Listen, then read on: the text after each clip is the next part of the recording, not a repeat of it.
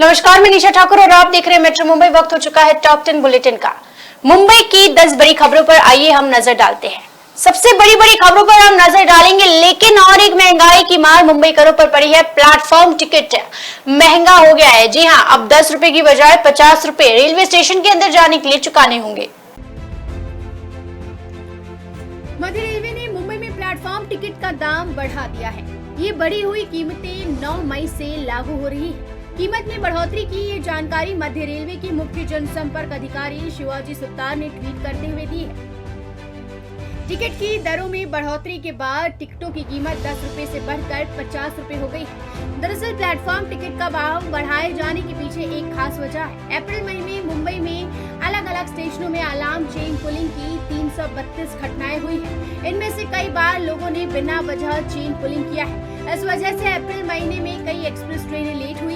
इससे न सिर्फ रेलवे बल्कि सफर कर रहे अन्य मुसाफिरों को भी काफी परेशानी हुई है।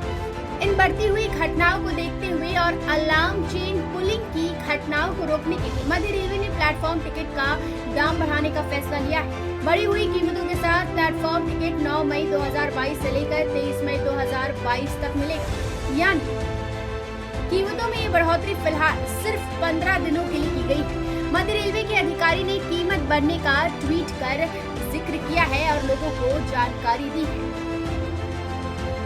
मध्य रेलवे के मुख्य जनसंपर्क अधिकारी शिवाजी सुतार के मुताबिक अप्रैल महीने में अलार्म चेन पुलिंग की 332 घटनाएं हुई। इनमें से 53 घटनाएं सही वजह से हुई है। 279 मामलों में बिना किसी वजह की चेन पुलिंग की घटनाएं हुई। तो राज ठाकरे का एक तरफ जहां विरोध किया जा रहा है, तो वहीं उत्तर भारतीय अखिल संगठन ने राज ठाकरे को पुणे में सम्मानित किया है और उनके बदले हुए रवैये का स्वागत किया है। महाराष्ट्र नवनिर्माण सेना के प्रमुख राज ठाकरे को रविवार पुणे में अखिल उत्तर भारतीय संगठन ने सम्मानित किया। संगठन ने राज ठाकरे के पुणे स्थित निवास राजमहल जाकर उन्हें सम्मानित किया। उत्तर भारतीय संगठन की ओर से रविंद्र प्रजापति ने उनका स्वागत किया। उनके साथ एमएनएस के शहर अध्यक्ष साईनाथ बाबर भी मौजूद थे। राज ठाकरे शनिवार की शाम मुंबई से पुणे के लिए निकले थे। रविवार के दिन राज ठाकरे दिन भर पुणे में ही रहे। शाम को वे पुणे से मुंबई के लिए रवाना हो गए। इस दरमियान उत्तर भारतीय संगठन ने राज ठाकरे को सम्मानित किया। दूसरी तरफ राज ठाकरे की 5 जून को होने वाले अयोध्या दौरे का बीजेपी सांसद बृजभूषण शरण सिंह विरोध कर रहे हैं। बृजभूषण शरण सिंह ने कहा कि राज ठाकरे जब तक उत्तर भारतीयों से किए गए अपने गलत व्यवहार के लिए माफी नहीं मांग लेते, तब तक उन्हें अयोध्या में कदम रखने नहीं दिया जाएगा। एक तरफ बृजभूषण शरण सिंह का विरोध, दूसरी तरफ पुणे में अखिल उत्तर भारतीय संगठन का सपोर्ट। ये साफ जाहिर करता है कि महाराष्ट्र में रहने वाले उत्तर भारतीय लोगों का एक बड़ा तबका राज ठाकरे के साथ खड़ा है। उत्तर भारतीय लोगों को लेकर अपना स्टैंड क्लियर करने की मांग बृजभूषण शरण सिंह ने की है। राज ठाकरे के अयोध्या दौरे की पृष्ठभूमि में उनकी बदली हुई भूमिका का उत्तर भारतीय संगठन ने स्वागत किया है। Report metro Mumbai.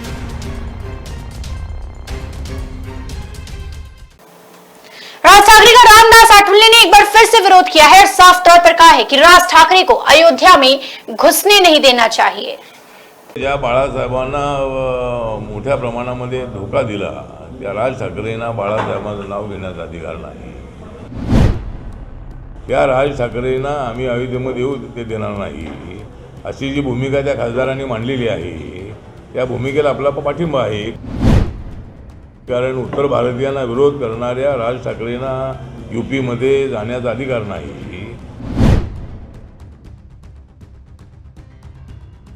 राज ठाकरे के अयोध्या दौरे का विरोध काफी ज्यादा बढ़ गया है। भारतीय जनता पार्टी के सांसद बृजभूषण शरण सिंह ने महाराष्ट्र नवनिर्माण सेना प्रमुख राज ठाकरे के अयोध्या दौरे का विरोध किया। इसके बाद अब इस पूरे मामले में रामदास आठवले भी कूद पड़े हैं। दरअसल आज मीडिया से बात करते हुए रामदास आठवले ने कहा, राज ठाकरे ने बाला साहेब को धोखा दिया है, इसीलिए उन्हें बाला साहेब ठाकरे का नाम लेने का कोई अधिकार नहीं है। रामदास आठवले आगे कहते हैं कि बृजभूषण ने राज की अयोध्या यात्रा का विरोध किया है। वो उस भूमिका का समर्थन करते हैं। उत्तर भारतीयों का विरोध करने वाले राज ठाकरे को अयोध्या जाने का कोई अधिकार नहीं है। उत्तर भारतीयों के खिलाफ मुंबई में विरोध प्रदर्शन किया। बीजेपी सांसद ने जो कहा है वो बिल्कुल सही कहा है। अगर कोई भी बीजेपी का एमपी या एमएलए राज ठाकरे के अयोध्या दौरे का विरोध करता है तो मैं उसके साथ खड़ा रहूंगा, क्योंकि उत्तर भारतीयों का विरोध करने वाले राज ठाकरे को यूपी जाने का कोई अधिकार नहीं है। अब देखना ये होगा कि इन तमाम रंजिशों के बाद राज ठाकरे का अयोध्या दौरा कैसा होता है। Bureau report, metro Mumbai. सांसद नवनीत राणा और उनके विधायक पति रवि राणा जमानत पर बाहर आ चुके हैं। साथ ही नवनीत राणा को आज डिस्चार्ज में मिल गया। दोनों ने अदालत की शर्तों को तोड़ा है, मीडिया से बातचीत की है। अब इस दौरान लगातार कयास कि दोनों की फिर से गिरफ्तारी हो सकती है, ठाकरे सरकार कोर्ट में जा सकती है। एक तो पहले मुझे जिस तरीके का जो ऑर्डर हमारे न्यायालय ने दिया है उसका मैं सम्मान करती हूँ, आदर करती हूँ, इसलिए उस पर्टिकुलर केस में मैं कुछ बात नहीं करूँगी। और जो मेरे पे अन्याय हुआ लॉकअप से लेकर जेल के प्रशासन से लेकर सभी जगहों पे, इसका मैं आप लोगों को डिटेल में बात करूँगी। जो अत्याचार मुझ पे हुआ, जिस तरीके से मेरे साथ में जो भी लॉकअप से लेकर जेल तक हुआ और चेकअप को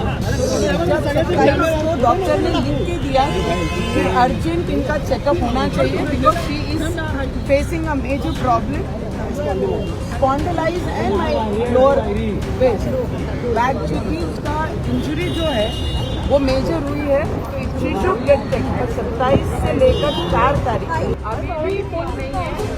मैंने डॉक्टरों को रिक्वेस्ट करके बाकी में टेस्ट और बाकी मेरी जो भी डॉक्टरी ट्रीटमेंट है मैं ओपीडी के माध्यम से करूँगी।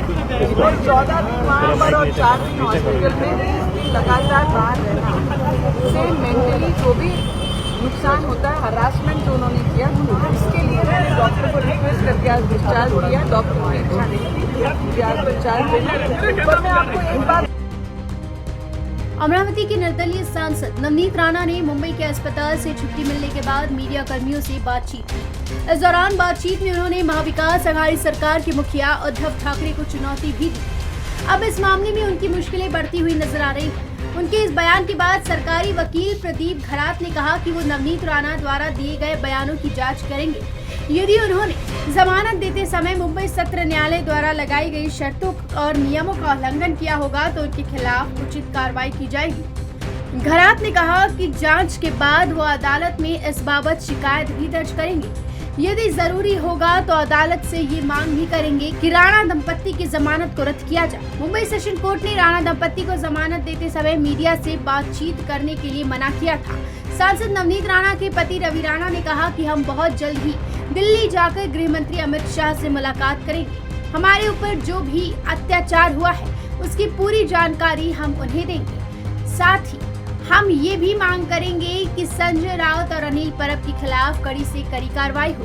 उन्होंने कहा कि उद्धव ठाकरे को बहुत घमंड है, लेकिन घमंड तो रावण का भी नहीं टिका। फिर उद्धव ठाकरे क्या चीज है? जल्द ही उनकी लंका जलकर खाक हो जाएगी। नवनीत राणा ने महाराष्ट्र के मुख्यमंत्री उद्धव ठाकरे को चुनौती देते हुए कहा कि अगर उनमें हिम्मत है तो वो चुनाव लड़कर और जीतकर दिखाए। राणा ने कहा कि उद्धव ठाकरे जिस कॉन्स्टिट्यूएंसी से लड़ेंगे उसी कॉन्स्टिट्यूएंसी से मैं उनके सामने चुनाव लड़ूंगी। उद्धव ठाकरे के सामने एक महिला उम्मीदवार होगी और तब हम ये देखेंगे कि जनता किसके साथ है।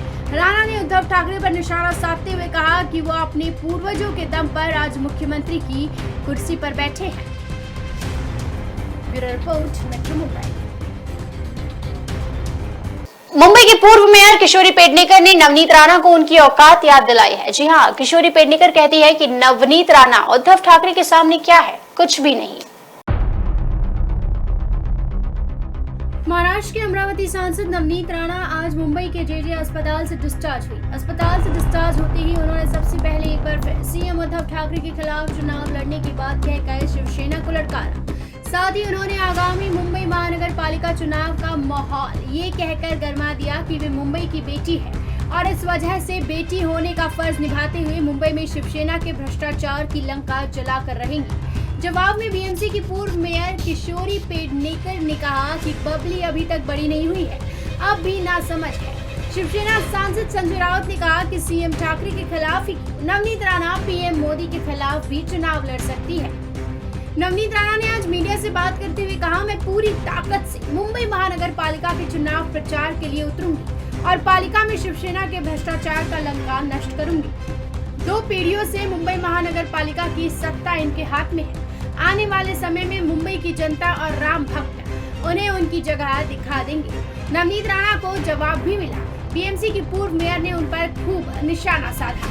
किशोरी पेडनेकर ने कहा, उनकी चोंगा भोंगा के एम्पलीफायर की आवाज अभी भी अलग ही जा रही है। अभी उनकी खुजली खत्म नहीं हुई है। उनकी हैसियत नहीं है कि वे मुख्यमंत्री के खिलाफ चुनाव लड़े। हमें लगा था कि बबली बड़ी हो गई है, लेकिन बबली अभी भी बड़ी नहीं हुई है। अभी भी नासमझ है। उन्हें अस्पताल में बड़े बड़े नेता देखने जा रहे हैं, उनका साहस बढ़ा रहे हैं। उतरने दीजिए उन्हें। चुनाव प्रचार के लिए शुभ सैनिकों के पास उनकी बीमारी का बखूबी इलाज है। Report metro Mumbai. तो डोंबिवली में एक बहुत ही दर्दनाक हादसा हुआ है, जहां पर एक खदान में कपड़े धोने गई एक ही परिवार की 2 महिला और 3 बच्चों की मौत हो जाती है। कारण पानी की कमी। मुंबई से सटे थाने के डोंबिवली इलाके में एक खदान के पास तालाब में एक ही परिवार के 5 लोगों की डूबकर दर्दनाक मौत हो गई है।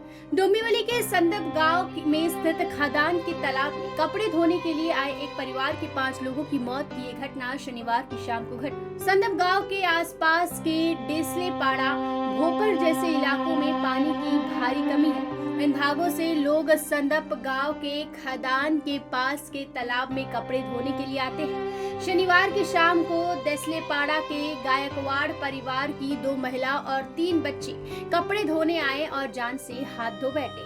स्थानीय लोगों ने आरोप लगाया कि एक ही परिवार के 5 लोगों की मौत देसलेपाड़ा गांव में पानी की कमी की वजह से हुई है। मरने वालों का नाम मीराबाई सुरेश गायकवाड़, अपेक्षा गौरव गायकवाड़, मोक्ष मनीष गायकवाड़, सिद्धेश कैलाश गायकवाड़ और मयूरेश मनीष गायकवाड़ है। मीरा और अपेक्षा ये सास बहू कपड़े धोने के लिए गए थे। इस बीच 3 बच्चे खदान में उतरकर तालाब में नहाने लगे।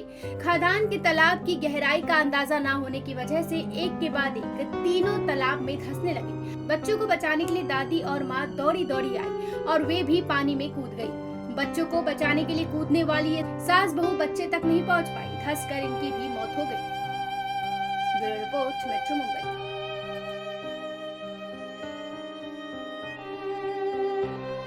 तो मुंबई में सरेआम एक एक्ट्रेस को रेप की धमकी दी जाती है बीच सड़क पर। जी हां, टीवी एक्ट्रेस माही विज ने इस पूरी घटना को ट्वीट कर मुंबई पुलिस से मदद मांगी है। एक्ट्रेस माही विज ने अपने ट्विटर अकाउंट से एक बेहद चौंका देने वाला वीडियो शेयर किया है। वीडियो में माही विज किसी से ऊंचे सुर में बात करती सुनाई देती है। दरअसल ये वीडियो थोड़ा शेक कर रहा है, ऐसे में प्रॉपर तस्वीर सामने नहीं आई है, लेकिन ऑडियो में माही विज काफी गुस्से में लग रही है। इस क्लिप के साथ माही ने कैप्शन में आप बीती बयां की है। एक्ट्रेस ने बताया कि उनके साथ बीच रोड पर बदतमीजी की गई। उनकी गाड़ी को एक अनजान शख्स ने हिट कर दिया था, जो कि अपने पत्नी के साथ था। इस दौरान उन शख्स ने एक्ट्रेस को रेप तक करने की धमकी दे डाली। इस घटना की जानकारी माही ने तुरंत ट्विटर के माध्यम से पुलिस और अपने फैंस को दे दी। घटना का छोटा सा वीडियो बनाकर माही ने कैप्शन में लिखा, इस आदमी ने मेरी कार हिट की, उसके बाद उसने अब्यूज किया और मुझे रेप करने की धमकी दी। उसकी पत्नी भी एग्रेसिव हो गई थी। ऐसे में उसने उस शख्स को कहा कि छोड़ दे इसको। एक्ट्रेस ने मुंबई पुलिस को टैग कर कहा, प्लीज इस आदमी को ढूंढने में मेरी मदद कीजिए जिसने हमें धमकाया है। बता दें, वीडियो में गाड़ी की नंबर प्लेट साफ देखी जा सकती है। माही के ट्वीट पर मुंबई पुलिस का भी जवाब आया। ट्वीट करते हुए मुंबई पुलिस ने सजेस्ट किया कि वो अपने पास के पुलिस स्टेशन में जाएं और घटना की जानकारी वही दें और कंप्लेंट करें। सोशल मीडिया पर एक्ट्रेस द्वारा शेयर किया गया वीडियो पर तमाम लोग रिएक्ट कर रहे हैं। एक महिला ने माही का पोस्ट देखते हुए कहा, ओ माय गॉड, इसे बिल्कुल भी बर्दाश्त नहीं करना चाहिए। Report metro Mumbai. तो अब मुंबई में सभी को पानी मिलेगा, सबके लिए पानी की योजना, मुख्यमंत्री उद्धव ठाकरे ने इसका कल उद्घाटन किया। मुंबई में प्रत्येक नागरिक को पानी मिलने के मूलभूत अधिकार को बीएमसी प्रत्यक्ष रूप से लागू कर रही है। मुख्यमंत्री उद्धव ठाकरे के निर्देश पर बीएमसी ने सभी के लिए पानी पॉलिसी तैयार की है, जिसका शुभारंभ शनिवार को सीएम ने गोरेगांव में आयोजित कार्यक्रम में किया। इस नई नीति से सरकारी और निजी भूखंडों पर बसे झोपड़पट्टी वासियों और अन्य अवैध निर्माणों में रह रहे लोगों को पानी कनेक्शन मिलने का रास्ता साफ हो जाएगा। सभी के लिए पानी नीति लागू करने वाली देश की पहली मनपा बीएमसी बन गई है। बीएमसी ने अवैध स्लम बस्तियों, गांवों, कोलीवाड़ा आदि के बहिष्कृत निवासियों को जलापूर्ति स्वीकृत करने के लिए एक व्यापक नीति तैयार की है। ये नीति सभी के लिए पानी देने की है। पानी देने संबंधित पिछले नीति को रद्द कर दिया गया है। बीएमसी के अनुसार जहां पानी का कनेक्शन नहीं है वहां नया कनेक्शन दिया जाएगा, लेकिन ये कनेक्शन कम से कम 5 या 15 लोगों के समूह में होगा। आवेदक को निवास के प्रमाण के रूप में Mahanagar gas card, Aadhaar card, voter ID, passport, driving licence, collectorate द्वारा जारी किया ration card, bank passbook, photo pass आदि दस्तावेज में से कोई एक दस्तावेज जमा करना होगा। नई नीति के तहत C1 श्रेणी के किसी भी जर्जर इमारत को पानी कनेक्शन नहीं दिया जाएगा। इस नीति के तहत सड़कों और फुटपाथों पर बसी झोपड़पट्टी वासियों को भी पानी कनेक्शन नहीं मिलेगा। अवैध बस्तियों में ऊंचाई पर नल का कनेक्शन नहीं दिया जाएगा। 2000 के बाद की झोपड़पट्टियों में भी पानी मिलेगा। नल कनेक्शन मतलब अधिकृत प्रमाण पत्र नहीं होता, ये भी साफ कर दिया गया है। साथ ही ये भी कहा गया है कि आवेदक के निर्माण झोपड़पट्टी के पास जल वितरण नेटवर्क उपलब्ध नहीं है, वहां संबंधित सहायक अभियंता स्थल का निरीक्षण करेंगे और वहां जल वितरण नेटवर्क स्थापित करेंगे। Bureau report, metro Mumbai. तो अब फलों का राजा आम मार्केट में आ चुका है। लोगों की होड़ मची हुई है। लोग आम खाना चाहते हैं, लेकिन अब ये महंगाई। तफ्तीश बढ़ने के साथ मंडियों में आम की आवक बढ़ने लगी है। दक्षिण भारत से बादामी और नीलम, उत्तर भारत से दशहरी, जबकि महाराष्ट्र और गुजरात से केसर आने लगी है। इससे आमों के राजा हापुस का भाव थोड़ा गिर गया है। बावजूद इसके सबका पसंदीदा अल्फांसो अभी भी आम लोगों की पहुंच से दूर है। अच्छी क्वालिटी का हापुस मुंबई में 400 से 500 रुपए दर्जन बिक रहा है।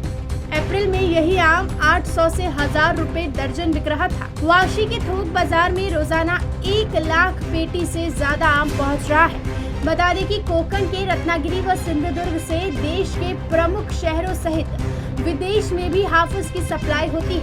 रत्नागिरी से हाफूस की आपूर्ति ज्यादा हो रही है। 5 से 8 किलो की हाफूस की पेटी थोक बाजार में 800 से 2000 रुपए तक मिल रही है। वाशी MPC के थोक बाजार व्यापारी ने बताया कि अप्रैल मार्च में हाफूस की आपूर्ति सीमित थी। अप्रैल में रोजाना औसतन 30,000 पेटी और मार्च में 21,000 हाफूस आता था। ज्यादा मांग और सीमित सप्लाई के चलते भाव ऊंचा था। अब समीकरण बदल रहा है। उत्तर दक्षिण भारत से आम आने लगा है। अक्षय तृतीया ईद के बाद भाव गिरा है। उत्तर और दक्षिण भारत से जो लोग हाफूस नहीं खरीद सकते, केसर, लंगड़ा ले जा रहे हैं। रत्नागिरी के बागान मालिक का कहना है कि बेमौसम बारिश की मार हाफूस पर पड़ी है। फरवरी मार्च की आपूर्ति सीमित थी। Report, metro Mumbai. तो कल्याण से एक बेहद ही चौंका देने वाला मामला सामने आया है, जहां चोर और कुछ नहीं बल्कि रेलवे की पटरियों पर ही हाथ साफ कर रहा था। फिर क्या था, पुलिस ने धर दबोचा। चोरों की नजर कहीं भी पड़ सकती है। चोर कीमती से कीमती चीज और मामूली से मामूली चीज पर अपना हाथ साफ कर सकते हैं। कई बार चोरी की कई अजीबोगरीब मामले भी सामने आते हैं। लेकिन जरा सोचिए कि अगर कोई चोर पटरी ही चुरा ले जाए तो क्या होगा। हाँ, वही पटरी जिस पर ट्रेन दौड़ती है। दरअसल मामला है मुंबई से सटे कल्याण का, जहाँ चोर की नजर से पटरी भी नहीं बचा। पुलिस जब सुबह पेट्रोलिंग के लिए निकली तो एक व्यक्ति लोहे की पटरी चोरी करते नजर आया। पुलिस ने आरोपी से पूछताछ करते समय आरोपी भागने लगा, लेकिन कहाँ बच के जाने वाला। तैनात पुलिस कर्मियों ने आरोपियों को धर दबोचा। 11:30 बजे के करीबन हमारे जो स्टेशन बीट अमलदार है, उनको खबर मिली कि वल्लीपीर चौक में एक जो फ्रूट का गोडाउन है, उसमें रेलवे के कुछ चुराए हुए ट्रैक रखे हुए हैं। ऐसी खबर मिलने पे वो वहाँ पे गए। वहाँ पे जाके वो जब चेक करने लगे तो वो गोडाउन जिसका था वो शौकत शेख बैल बाजार करके उन्होंने वो गोडाउन का बाहर का दरवाज़ा बंद करके उनको अंदर में फंसा दिया। तभी उन्होंने हमारे जो बीट अमलदार थे, उन्होंने थाने पुलिस स्टेशन में फ़ोन करके बताने पे वहाँ पे पुलिस जाके उनको खोल दिया। फिलहाल कल्याण की महात्मा फुले चौक पुलिस ने आरोपी से गैस कचर और चोरी की वारदात को अंजाम देने के लिए अन्य सामान को जब्त किया है। मामले की जांच कर रही है। मेट्रो मुंबई के लिए सुनील शर्मा के साथ निशा ठाकुर की रिपोर्ट। ये थी मुंबई की 10 बड़ी खबरें और आप देख रहे थे टॉप 10 बुलेटिन। रोज रात मेरे साथ देखिए मुंबई की टॉप 10 बुलेटिन सिर्फ मेट्रो मुंबई पर। धन्यवाद।